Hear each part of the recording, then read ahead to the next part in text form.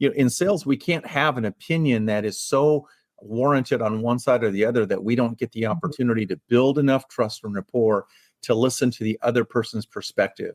Now, I understand that's a business analogy, but it's not that different from somebody who is liberal or conservative looking at a social issue, an economic issue, or even a religious issue, and being so loud. You said that so properly, so loud that it bludgeons you to the point of where you can't have a conversation. It's to say, you know what, we may disagree, but that doesn't mean we have to hate each other. It just means that we disagree, and that's fine. Who said sales can't get a little personal?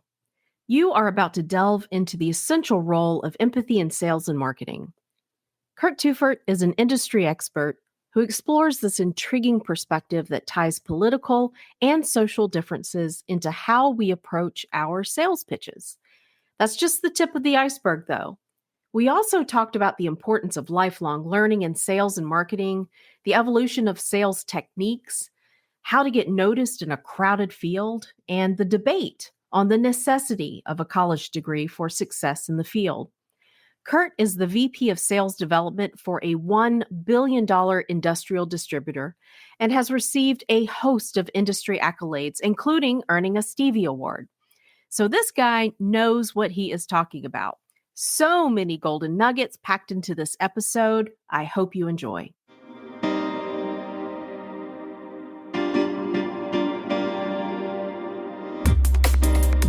Welcome to the Communication 24/7 podcast, where we communicate about how we communicate. I'm your host, Jennifer Furlong.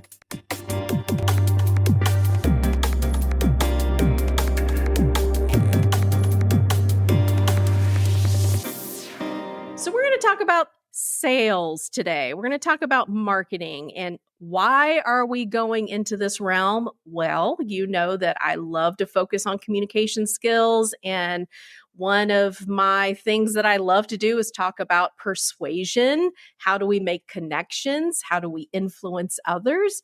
And so to have that type of a conversation, who better to have that conversation with other than a sales expert? So that's who I have with me today on the show. I have a sales expert. He's also a marketing professor. So we have that in common as well. And we're going to do a little deep dive into, I don't want to say the psychology of it, but there's some psychology. You know, we talk about there is an art and a science to this world of marketing, persuasion, sales, whatever you want to call it.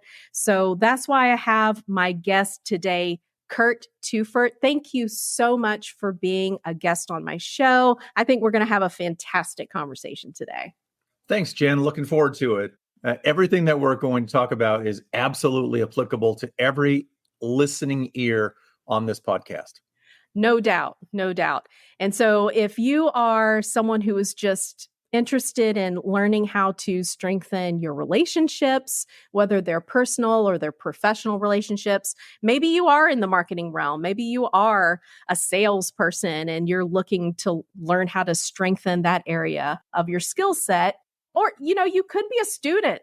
Okay. I know I have some students who like to listen to this because they're in a communication class, they're taking public speaking. You might be in a marketing class right now. So this is going to be applicable to so many different people. These are skills that will take you a long way, regardless of what your chosen career path is. So, Curt, before we dive into the deep stuff, would you mind just giving a quick preview for the listener, who you are, what is it that you do, and why is it that you do what you do? Excellent, Jen. So right now, I hold the title of Vice President of Sales Development for a very large company in Houston, Texas. We're a $1.5 billion industrial distributor, and my responsibility is to create learning opportunities for the inside and outside sales professionals, as well as leadership classes for the entire company. And so I do a lot of work on that side.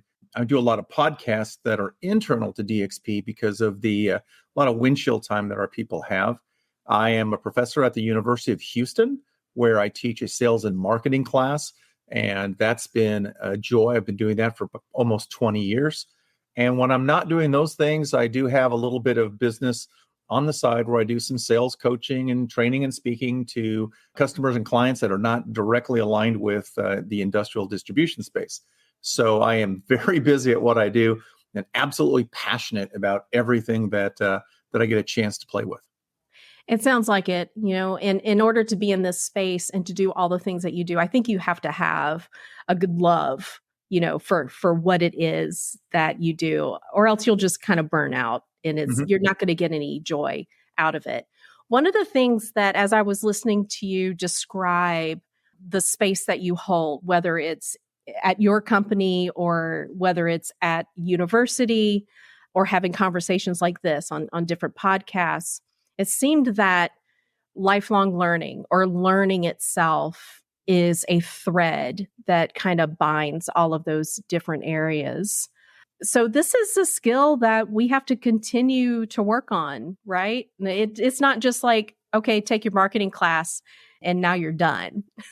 This is something that goes on for a long time. So tell me a little bit about that, this ongoing leadership training that you have going on. Why is that important once you get into the professional realm to continue to learn about this? I love that. Thanks, Jen, for setting me up for that. Thank you so much. John F. Kennedy said that the difference between us in the next 5 years are the books we read and the people we meet. Mm-hmm. The books we read, I believe that there's something that I'm calling continuous learning. And so someone who has a hunger for learning would do it with all the mediums that we have in our current society. We have TED Talks, we have podcasts, we have infomercials, we have seminars, we have audiobooks, we have books. We have all of these tools right in front of us. We also have social media and television and a bunch of junk that could distract us. Right. And I'm not saying that it's just a magic wand that I can wave and I can move into a continuous learning environment. It's a discipline. It's like going to the gym to go work out. I have to go to the gym of continuous education and pick up a nonfiction book and get immersed in that. I absolutely love podcasts because I can use that for what an old motivational speaker, Zig Ziglar, would call a university in your car. Way back in the day when you could put in an 8-track or a cassette tape and listen to that outside of listening to conservative radio or liberal radio or the crazy stuff. Mm-hmm. And so whether you're listening to this as a professional or as a student or as someone in between, I challenge everyone to have some kind of a desire for continuous education or continuous learning. And it doesn't necessarily have to be a business acumen. It could be a hobby, or it could be listening to an autobiography on someone, anything and everything that would exercise your mind muscles so that they don't get atrophy by being consumed by the stuff that's around us, which is easy. Mm-hmm. I love that you have that continuing learning mindset. That's one of the things that I really push for.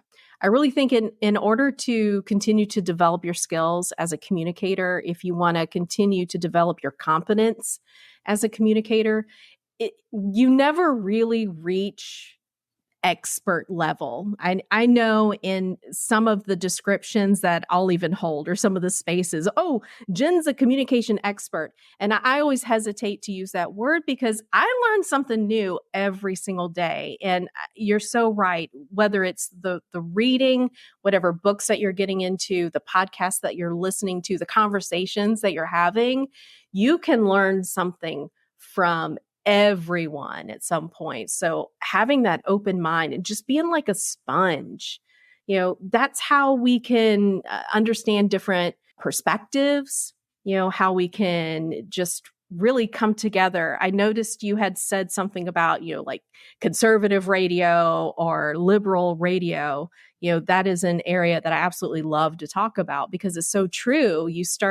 You hear the worst and the loudest aspects of whatever hot button issue there is of that day. And it's really not inviting, an open and honest conversation when it's so loud, on either side. So I really do appreciate that. It's so true. And then it deadens our curiosity to be empathetic, and to basically find out in the middle. For instance, you mentioned that I do a lot of work in sales. In sales, we can't have an opinion that is so warranted on one side or the other that we don't get the opportunity to build enough trust and rapport to listen to the other person's perspective. Now, I understand that's a business analogy, but it's not that different from somebody who is liberal or conservative looking at a social issue, an economic issue, or even a religious issue, and being so loud. You said that so properly, so loud that it bludgeons you to the point of where you can't have a conversation. It's to say, you know what, we may disagree, but that doesn't mean we have to hate each other. It just means that we disagree, and that's fine. That's okay. Yeah. What I want to approach this from an organizational standpoint first. What advice do you usually give to organizations? This climate that we're in now, you have some organizations that really want to take a stand on certain issues. You have some organizations that are like, no, I don't even want to touch anything because I don't want to somehow offend, any of my audience base or my clients. How does one, if you own an organization, whether you're selling a service or you're selling a product, how do those conversations go? What type of advice do you typically give someone who is kind of, we're recognizing this is not an easy space to be in these days. No, Jen, you're absolutely right, because it's almost like when you're watching the World Cup and the person is at least 7 inches away from the other person, and yet the foul is on the field and you're clutching your knee and you're in agony. It's all fake. And so I think what happens is when you're trying to say something that may offend someone, you don't have to pretend that you're that world-class World Cup soccer player and be egregiously offended by all of these things. I would say to leaders and organizations, you've got to communicate why. Why are you rolling out this program, and help us as the field-based people, the non-management people, understand the why. Why are we doing this? Now, granted, you could say, here's a computer program. You have to log into this website and you have to take this training. You have to check the box. It's a compliance issue. But I don't understand it because I may come from a culture of, well, we've never done this before. And now this is so radical, again, opinion, radical, that I'm very resistant and I'm very hesitant at taking it. And now my IT department has to chase me down for the 11th and 12th email reminder that you haven't checked the box and completed the compliance training on whatever that would be.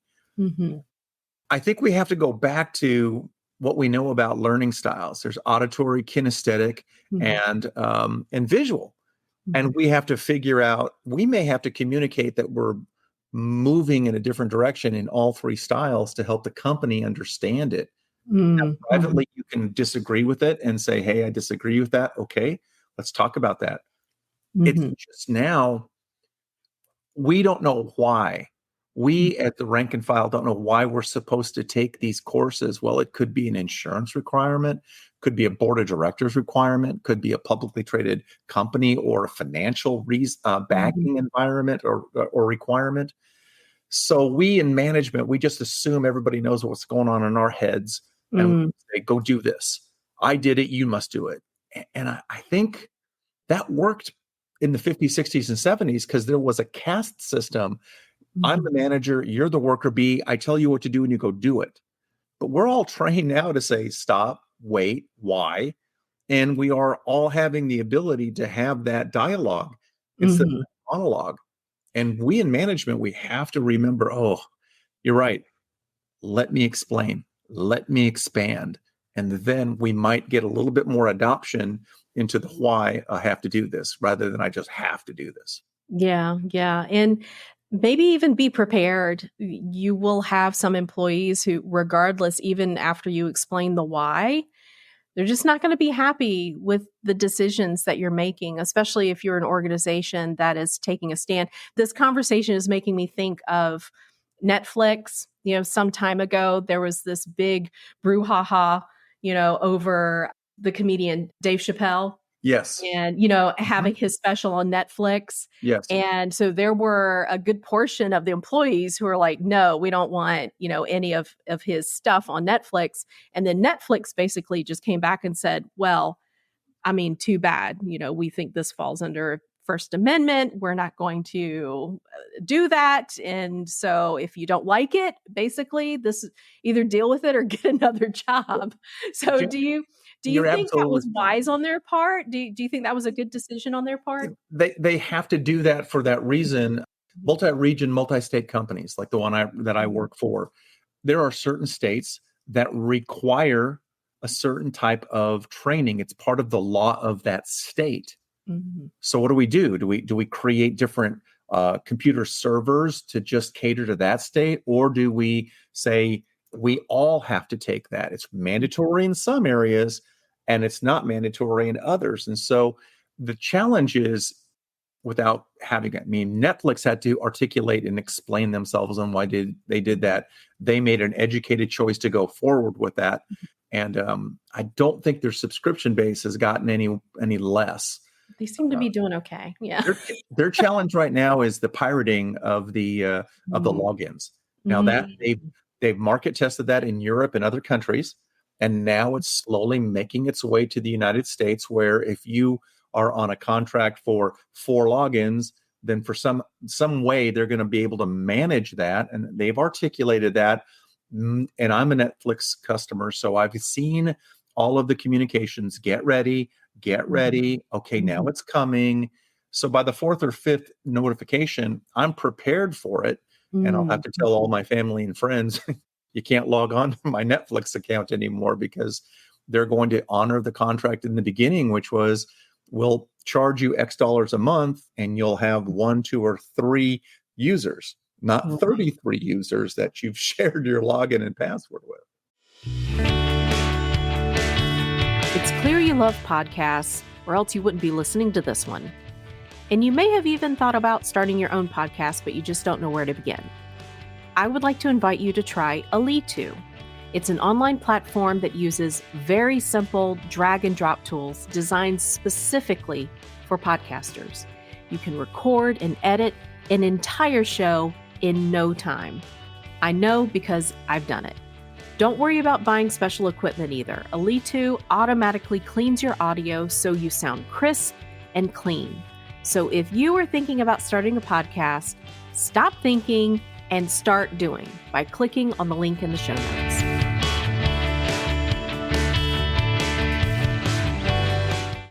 Yeah, so there are multiple issues and challenges, I guess, any organization is going to have to keep their eyes on at any given time of the day, any day of the week. It's not like there's going to be one issue that you can just focus on. It's challenging. One question that I have for you, since you've been in this industry for some time, and I'm sure you've been able to see a lot of the changes that have occurred over time within marketing and in sales. What do you think are some of the things that have gotten, I don't know if I want to use the word easier in marketing and sales over the past years? Maybe that is the word that I'm looking for, versus things that have gotten more challenging in that area. This might be, an interesting question for someone who is maybe just getting into, the marketing and sales area. Would you mind going into, what are some of the things that you think have gotten easier or better versus what has gotten a little more challenging in this field? So information is now readily available to the consumer, to the buyer. Yeah. And so what I've seen is many, many studies are sharing their research that says maybe 65 to 71% of the buying decision is already made in the minds and hearts of the buyer. They're just looking for a sales professional to fulfill the transaction. So it's easier for the buyer to source it, to check your pricing, to check the reviews, because we have all this new technology that lists all of that. So what's more challenging is for a sales professional to stand, to have a voice, to be heard, to be significant, to add value. These things are so much more challenging because of the automation. The battle cry is, how can I make it easy for you to do business with me? And we look at models like Amazon Prime. It's so easy for me to be on my phone, click the dog food, and the next day, dog food arrives at my A little house. too easy, right? A little too easy. The COVID challenge allowed Mhm. us to dine and dash, DoorDash, Grubhub, online order from our Walmart or from our supermarket, and then pull into a numbered space and have everything delivered. So it's easier to do that one for a sales pro who wants to say, hey, I'm thinking about getting into that sales career. I would say it's easy for the buyer to make those decisions, but I'm not so sure the decisions are accurate. So our job in sales is to determine, how do we add value to the equation. You talk about marketing. It's easier now using social media, direct mail, direct email, and different types of response or omni-channel marketing that allows us to move our message to the masses. But it's also easier for the masses to delete the message. Yeah. So, so we in sales, we have to touch our customer or our prospect almost 13, 14, or 15 times before they are actually thinking about the things we're doing, or we get lucky and we catch them at the end of their buying process where they made the analysis. Now they're out seeking a sales pro, and our job is to understand, how did you come up with that data? How do you know that's the right data? If you got a minute, I'd like to ask a few questions to maybe help make us both comfortable with your decision, and then we'll process that. So I love it. It's fun, but it's also so much more challenging than it once was. Yeah, it's a crowded, it seems like it's very loud and crowded. There's a lot of messages that are competing. When you just said maybe having a touch point like 13, 14, 15 times with someone before they might make that decision to go ahead and make the buy. Are those touch points, is that all, email? Is it a good variety between email and then, find them on their social media and reach out that way, phone calls? What does that look like? That's a great question, Jen. And I'm going to answer that question as it relates to the people who are listening to our podcast, as they are being solicited to. What does it take for them to approach and be approachable to that sales pro? Right now, I live in a community, and I cannot believe that people are still knocking on doors, trying to sell you something. We are so much into the 21st, 22nd century. I am not buying anything from anybody knocking on my door. Right. Yeah. In fact, what I'm hearing is I'm not even answering the door. I go to my phone, I go to my Ring app, and I communicate through the app. No, thank you. Leave. So the multi-touches are all about, well, for instance, at DXP, the company I work for, social media is one way to do some type of lead generation. Electronic mail, whether it's going to be a community or a tribe, or it's a list that we've acquired and we're kind of spray and pray type of thing. Direct mail, direct postcards. I use a phenomenal product that creates a dynamic QR code. So not only does the QR code land on a postcard, but when the person receiving the postcard scans the QR code, I know who actually scanned it. The QR code is tied to the address. So that necks down the whole challenge. And then there's what we call lumpy mail. Lumpy mail is where you're putting in a product or a gift or brownies or cookies or something that would add a little bit of differentiation. So we're still using those tools and techniques, but we have to constantly ask, is it valuable in the eyes of the receiver? Will they be willing to open it, respond to it, or at least give me the opportunity to articulate my value proposition? Remain audience focused. That is something that I'm hearing that is so similar to some of the things that I talk about when I teach public speaking, is or persuasion, to remain focused, always think about the audience, keep them foremost in your thoughts at every step of that process, because that's going to help you make some of those decisions along the way. Are they likely to respond to a phone call? Are they likely to respond to an email? Are they likely to respond to a card? in snail mail. I think those are fantastic points that you just made to keep that in mind. It really does depend on the audience and who it is, your target audience, and who it is that you're trying to reach out to. And later on, once you start getting a little bit of attraction, then you might want to ask a very bold question. Jen, what's the best way for me to communicate with you? And allow you to tell me, because it certainly won't be, it may be somebody who's under a certain age and they're like, text me. Okay, I need permission to do that. I'm from an older generation. I would feel very awkward texting without permission to text. Right. And people are listening to this going, how old is this guy? I mean, is he like over 100? I get it. I relate to that so much.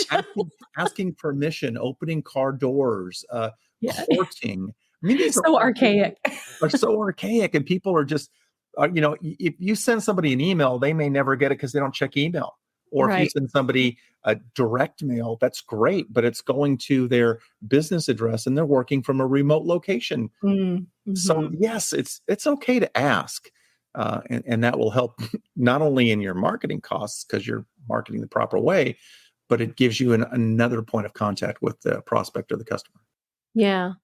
If you're a small business owner, and you're really looking to increase your customer base, but you have very limited staff because, of course, you're a small business.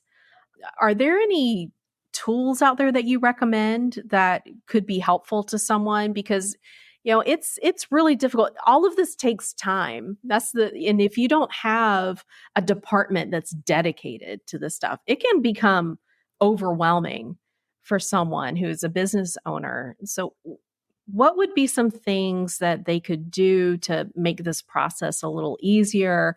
Programs that they might want to check out that could, just help lighten the load a little bit? Sure. When you're defining a small or medium-sized business, maybe they're too small to be able to have a full-time marketing or a sales manager type of department.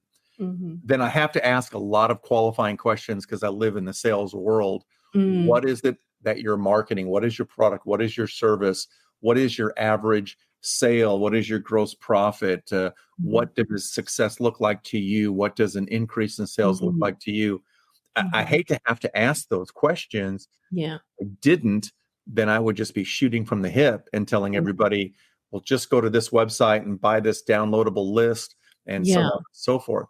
Now, shifting gears for a smaller business who's got a product or service that might be something that's neighborhood centric. There's plenty of programs out there that can give you a very defined radius mailing list around that with email addresses. If it's more regional or national, there may be other things you can do as it relates to camping out with someone else's social media. Maybe if it's a localized trade show, instead of having you sponsor the whole table, have two other businesses and you split the cost three ways.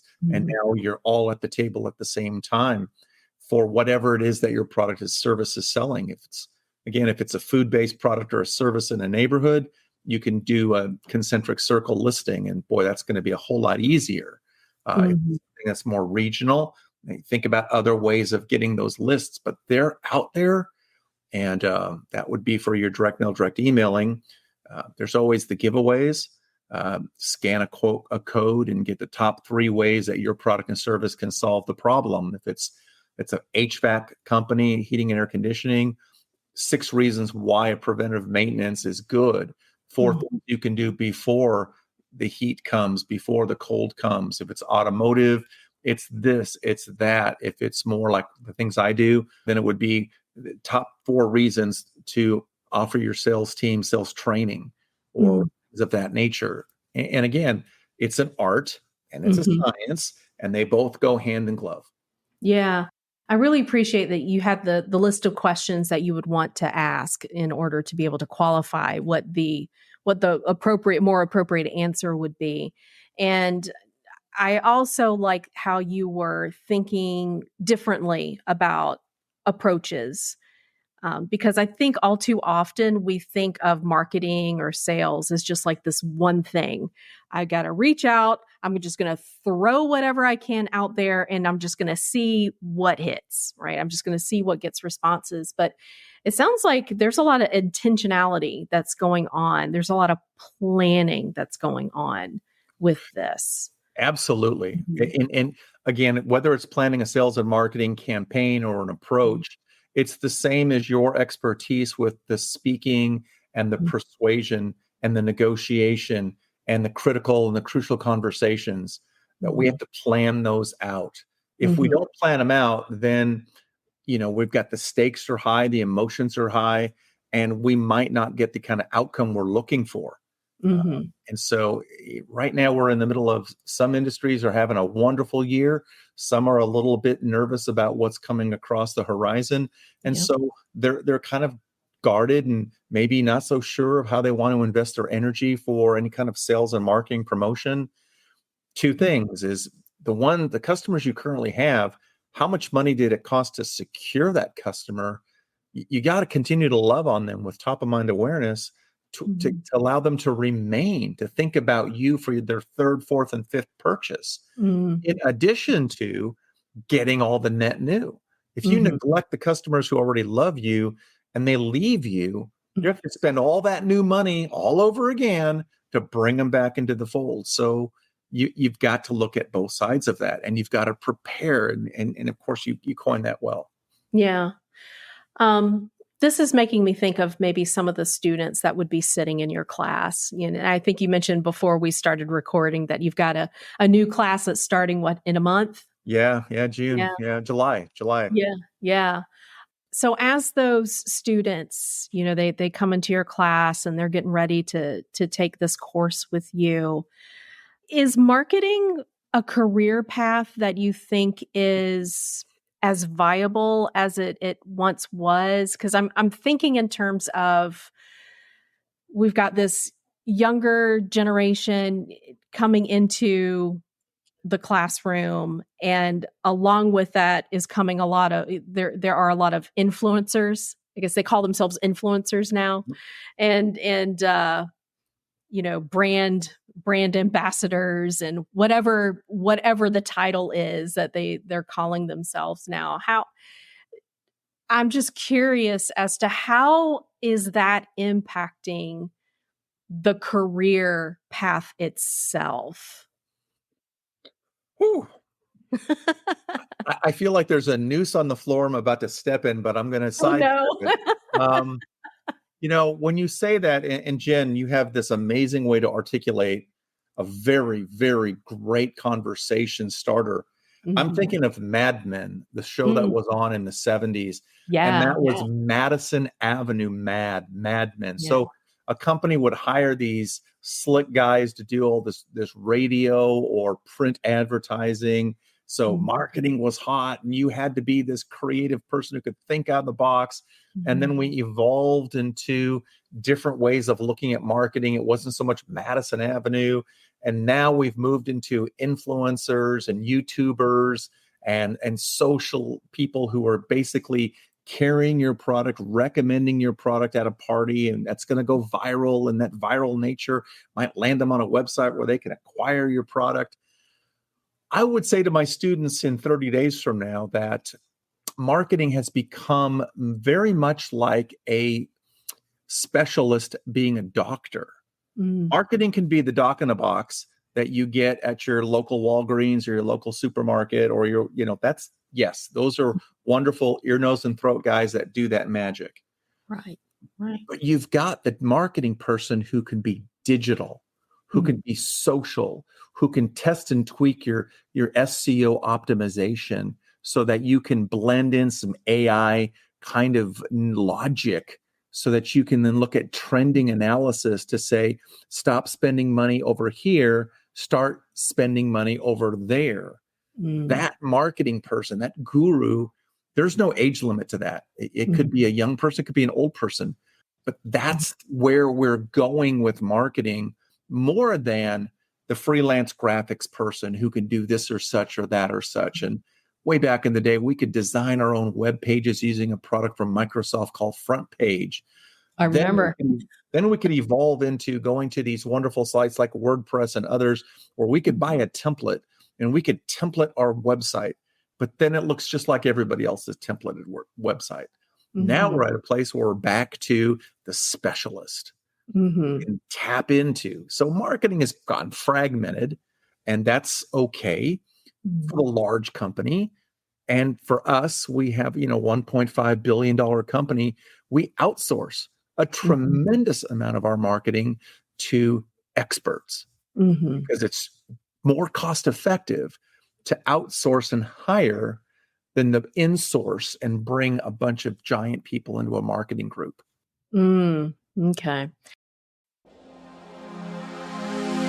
If you've read my book, Cracking the Rich Code, you know it is chock full of fantastic advice from top thought leaders and super successful entrepreneurs from around the world.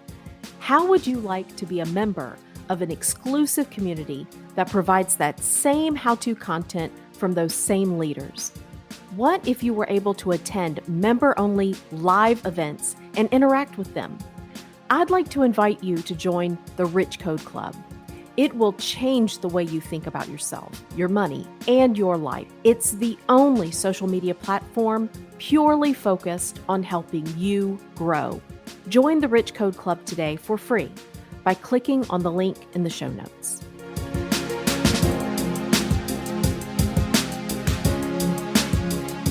So for these students, do you think it's better for them to try to decide on that specialty area? Like I'm really good with SEO. I'm really good with websites. I love analytics. I like doing that deep dive. I like looking at the numbers and helping the numbers tell the story. Or maybe you're someone who is more into the graphic design, aspect of it, and you like to create marketing materials. Do you think it's advantageous at the beginning, like now for them, like, hey, go with what do you enjoy doing, and then just let that be your guide as to how you go through this career path within marketing? Because it does sound like there are a lot of different ways that you could go about developing a really great career out of this. There are, and I see this as being, to these students, think of a generalized area that you might want to land in. I think marketing is now a team event. Whereas before you could have one person do the graphics and maybe shoot the video and do the voice overlay and maybe do some background sound. But now I see you're fragmented in this giant gig economy. You might outsource the visual design to this person. You might outsource the digital design to that person. They may work together through Zoom or some Teams event where you're sharing files, and that collaborative effort moves into that space. I see those small marketing boutique firms being able to create a small group of people, some of them working them as a W-2, some as a 1099. And when the sales guys land that as a client, then they all go to work to kind of put all that stuff together. Think of a professional athletic or a college university where you're trying to promote their athletics, their football, their baseball, these two major, or basketball, three major anchoring sports. I need to outsource to make sure I can have my digital marketing collect revenue on the internet, but I need to follow up to make sure I create a tribe. But then I want to make sure the people who aren't so interested, they do this and such. And you start building all of that loyalty and that brand awareness. That's all fragmented, and it all comes together for the project, almost like your independent film or your Hollywood production. Multiple producers and directors and graphic artists and stunt people and costume people and sound people. Instead of just being inside a corporation baked, it's now outsourced. So I'll tell my students, hey, if you're better with a pen than a paintbrush, maybe you should be in the writing side. If you're better in front of the camera than behind the camera, maybe that'll be an avenue for you. Yeah. And it sounds like there's an opportunity there for them to start thinking as an entrepreneur, rather than just looking for that position in some large company. Maybe there's an opportunity, you start branding yourself and then looking for those opportunities, the outsourcing opportunities that exist out there. Which departments seem to get cut first during a recession? Let's go to marketing, right? And then let's go to sales. And then let's go to an overhead operations. So I would not want to be that person who would have my hat hung on one rung. I'd rather have it hung on multiple rungs and be able to have that creativity. Plus, that person brings so much different awareness. It's the diversity of their experience in marketing that they can bring into a company. Wow. That's some fantastic advice. That's some food for thought for anyone who is thinking about getting into this industry, to really approach it from that entrepreneurial mindset and really think about your own branding now. And, what would your logo look like? What would your tagline be? How is this going to look on your own resume? If you want to go out there, I think that's actually pretty exciting and also scary in a way, because there can be some level of comfort, I guess, when you're a W-2 and you're getting that paycheck, weekly or biweekly. When you think about becoming an entrepreneur and now you are responsible for how successful you're going to be, you got to get out there. You got to become the salesperson, right? For yourself. Absolutely. And with this post-COVID remoteness, right, where all these employees went away and went to their home offices, the ones who aren't coming back, or maybe the employer says, I demand that you come back. I think I'm going to stay, and I'm going to be the influencer. I'm going to be the YouTuber. I'm going to be the person who fragments, and I'm a contract person now. That might be more advantage to them because they have a freedom of their lifestyle. It's just, it's as radical as, gee, we've never done this before. I mean, we're only 10 decades into this modernization. And so COVID accelerated the entrepreneurial bug for the people who want to outsource and be freelance. And it also allowed us who are not comfortable with that to get real comfortable with that. And so we're seeing so much more of that. Yeah, of course, if we had enough affluence, we could hire out our pool cleaner and our lawn care person and our gardening person and our daycare. But now in the B2B sales, we're saying, no, I can outsource my sales, my marketing, my HR, my payroll, my legal. And now as a small to medium business, I have the power and the strength of a multi-million-dollar corporation because I'm using all of these fragmented tools. It's not going backwards. That's my message to the people who want to do that is, I don't think it's going backwards. And I think you're going to have to really open up your mind to what would contract work look like? Yeah. So is there still, and I know the answer is going to be yes, of course, Jen, but for somebody who is making this argument, they are thinking about marketing and sales, and they see what can be accomplished through social media, and they're familiarizing themselves with different tools that are available out there. Really, do they even need to take a marketing class anymore? Like, what are they going to get out of it? Because I know you get that question. Yeah. I think that too is changing. I know you didn't set me up for the answer to this. We being corporate America, are seeing an argument, pro and con a college degree. Yeah. And so what we're seeing is people who are getting college degrees in not directly work relatable majors. And yet they're asking for these great big salaries. And so we're also saying, hey, look, the talent pool is getting hard to find and it's not going to get any easier. Maybe we should grow our own. Maybe we should have our own instruction to get these people there. If I was hiring a marketing person, I would look at their portfolio. I would look at their digital footprint on social media. I would make my decision based on that, not the marketing class they took at the University of blank. Because I'm looking for real world experience versus theoretical. And again, I'm in the space. Mhm. So I'm kind of going, help me to understand the value of a master's degree in marketing or Mhm. or a bachelor's degree in marketing. Most corporations where you want to work with a W-2 has one or two marketing people and 15 to 30 salespeople. Mm. Mhm. So what does that look like? It looks like Mhm. I'm not hiring any marketing people, but I'm looking for 4 salespeople. Do you know anybody? Mhm. I'm like, oh no, I don't want to be in sales. Oh, yucky, yucky, Mhm. yucky. And so it's a challenge. It's almost like wanting to be a bank teller. Right. It's like, I don't know if that position is really going to be there. When Mhm. was the last time you actually went into a bank?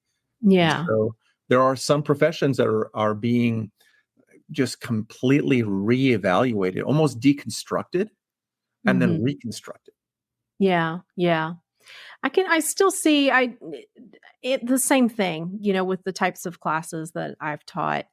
I still see value in coming to the classroom because it does provide a space where you can have these types of conversations, rather than just watching a bunch of videos online. There's some type of magic that happens when you're able to have conversations with other people and you can kind of learn from their perspective, from their experiences. You get that, more of a team type of mindset where you understand that, wow, like none of us are as smart as all of us. Together we can come up with some pretty outstanding solutions to some really difficult problems.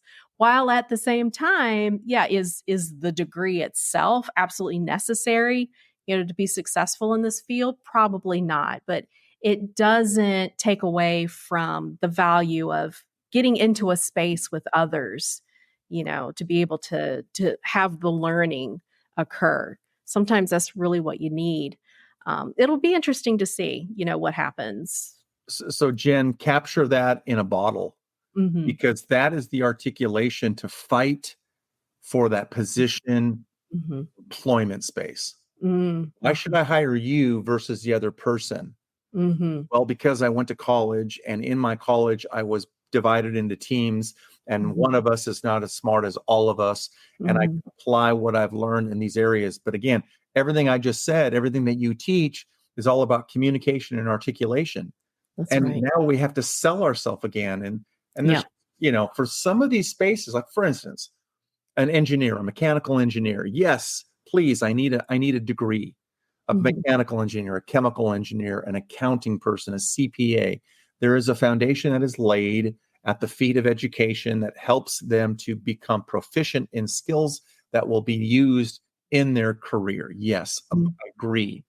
But Mhm. boy, when you're on that margin where you're looking at a degreed um, program and you're like, you need to articulate and fight for the right that say the team works. And we're doing the same thing. We're Mhm. launching a leadership class in August, and there'll be 60 employees in it. And we'll have breakout sessions, and we'll have chats and surveys and homeworks and teams because you just this is going across all of North America. It'll be tech based like Zoom or Teams, but I Mhm. want to be able to have iron sharpening iron so one person sharpens another.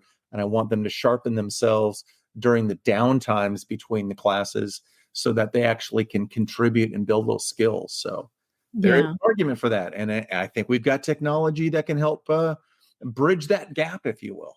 Yeah. So what do you think is the most important quality for someone who is in this area to have? I've heard a lot of different answers, to this question. Some people will say it's personality, some people will say that it's your the level of education. There's so many different answers, but I'm just curious, what do you think is the most important quality if you're going to be successful in this field, whether it's marketing or Mhm. sales? I believe the most successful quality is resiliency, Mm. Mhm. the ability to bounce back, Mhm. because life is going to take us out at the knees. Mhm. It's going to be a financial setback, a relationship setback, an economic setback. And regardless on your chosen field of endeavor, that ability to be resilient will help you to press through. And you can't buy it at Walmart. You can't buy one, get one free. They don't teach resiliency at school. it's a life skill that you learn. And there are some assessments that can help determine to the degree of how much resiliency a person has. But that's always an interview question I ask is, give me an example in the last 3 to 6 months where something knocked you off course, and give me an articulate sentence as to how you got back on. That really helps me because, I mean, if you're working remote, got to be resilient because you don't have a manager. If you are working in a corporation and somebody gives you a nasty look, got to be resilient because it wasn't about you. If somebody wants you to take some online computer training that you disagree with, you got to be resilient. And this resiliency is something that it'll chart your course throughout your entire career. Yeah. Yeah. That really is a great life lesson right there. I agree 100%. Resiliency, that is something because look, you have no idea what's coming down the pipe, right? We cannot predict the next thing that's going to cause us to trip up. So you got to have that strong mindset. You really do. And you have to just be prepared. Like something's going to happen. Now, how are we going to react to this? How are we going to move forward? Totally agree with you on that. Totally. And you'll hear me preach it for the next 4 Saturdays during my class. These poor students have me from 9 till 4. They're giving up 4 of their Saturdays, and resiliency is all about what I'm doing. Yes, there's going to be exams and there's papers and there's teamwork, but it's a sales class. It's a marketing class. Someone's going to call you and say, if you come knock on my door one more time, I'm going to rip your arm off and beat you over the head with it. You got to knock on the door and say, were you just kidding? Which arm? Right. You just got to be resilient because that's just where we're at. Yeah. Yeah. So it does seem like it feels like it's a very serious business, this marketing and sales, like we're representing the company or I'm representing my brand and this is all serious. But you do have to have somewhat of a sense of humor, right? You really do have to be able to integrate some levity into it because otherwise you could probably go insane from Agreed. all of this. Yeah. Yeah. Yeah. So how do you interject that sense of humor or that feeling of levity in your everyday life, at work? Because I mean, you're VP, so you got a lot of responsibility on your shoulders.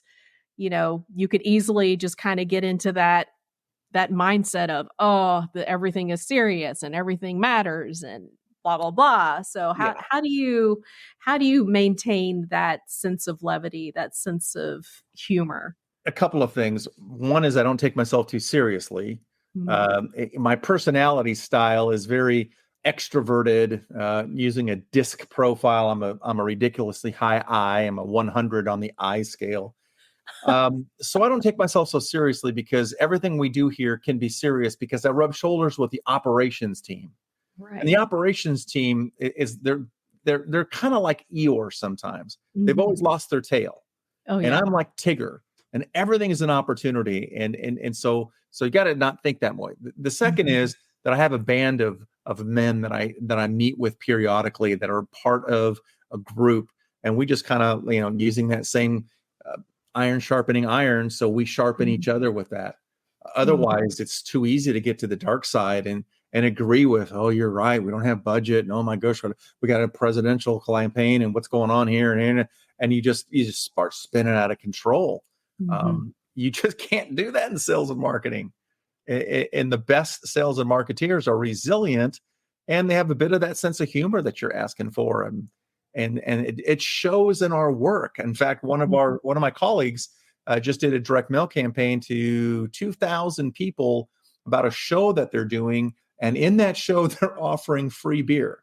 They're going to have 3 kegs, and they'll be tapping it. So the postcard was, scan this QR code for free beer.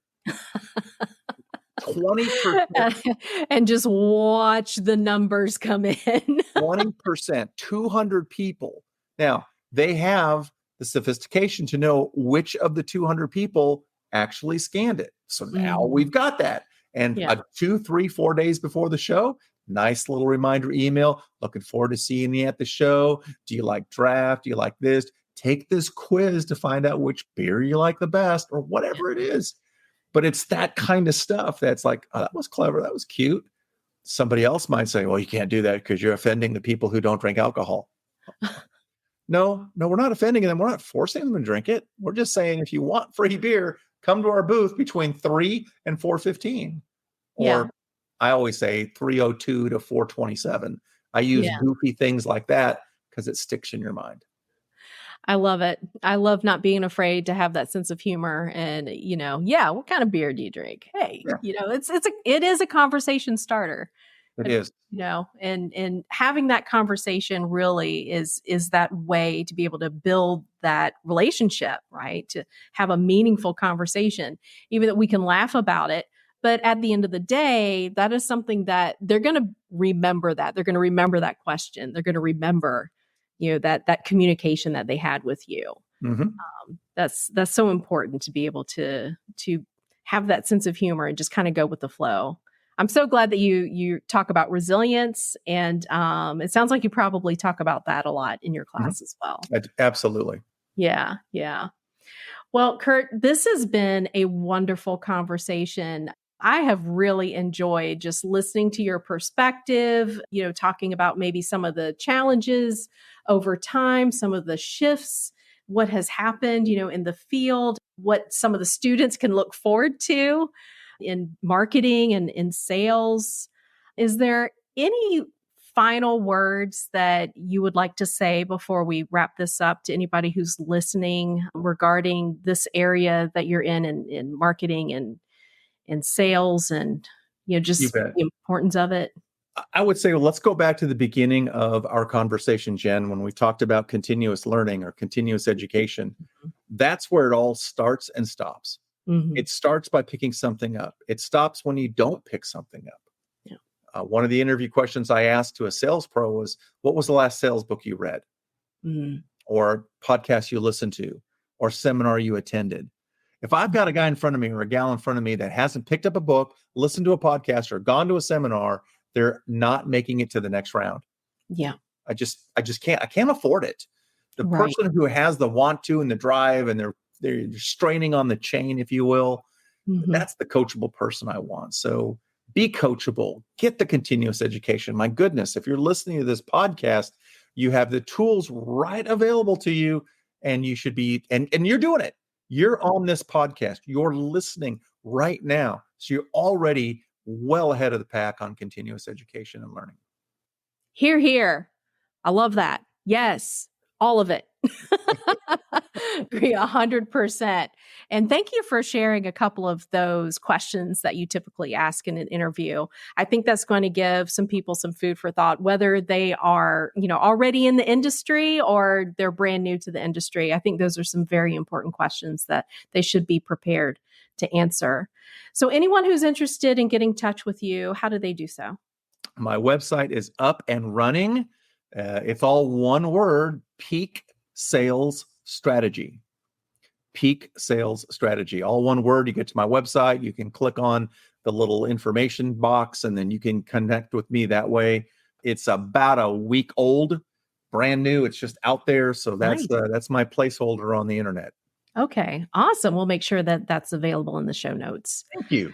All right. Well, thanks again, Curt, so much for sharing your wealth of knowledge, all of that information. And I just really enjoyed this conversation. I think the listeners got a lot out of it as well. So did I. Thank you, Jen. You've given me a lot of food for thought. So I really appreciate how wonderful of a podcast host you are. All righty. Y'all take care now.